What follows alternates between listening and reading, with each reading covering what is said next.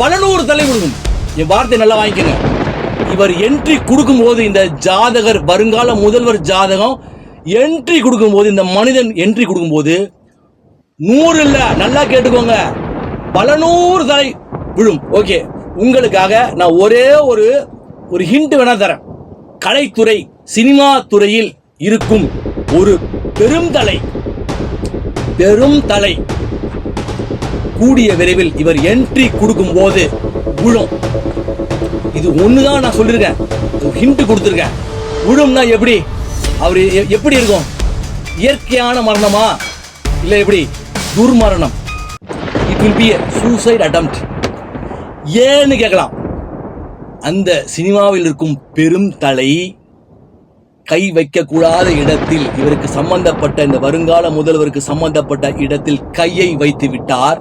அதனால மரணமாத்து, சாதாரண ஓமாத்து ஏமாத்து இல்ல, கூப்பிட்டு வச்சு மரணமாத்து மாத்திடுவார்.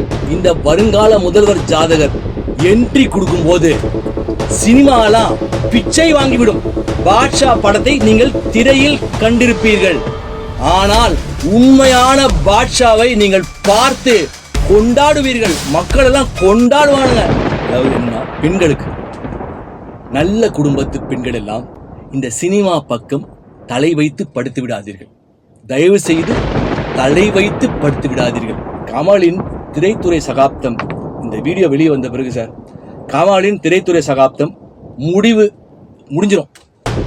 திரைத்துறை சகாப்தம் கிடையாது, மொத்த சகாப்தமும் முடிவுக்கு வரப்போகின்றது. நடிகர் கமலின் மொத்த சகாப்தமும் முடிவுக்கு வரப்போகின்றது.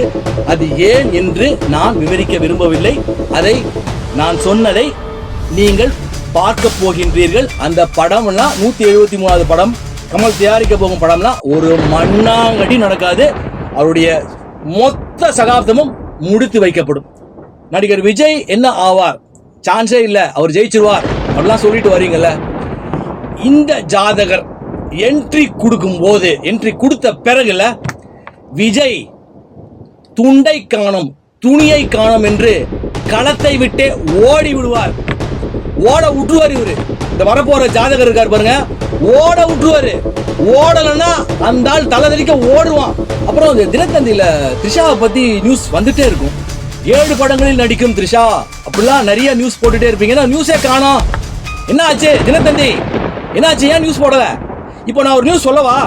அந்த நியூஸ் நீங்க போடுறதுனா போடுங்க, இல்ல கேட்டுட்டு போடுங்க. அவங்க அம்மாவையும் கேளுங்க, த்ரிஷாவையும் கேட்டுட்டு போங்க. பிரபல நடிகை த்ரிஷா திரைத்துறை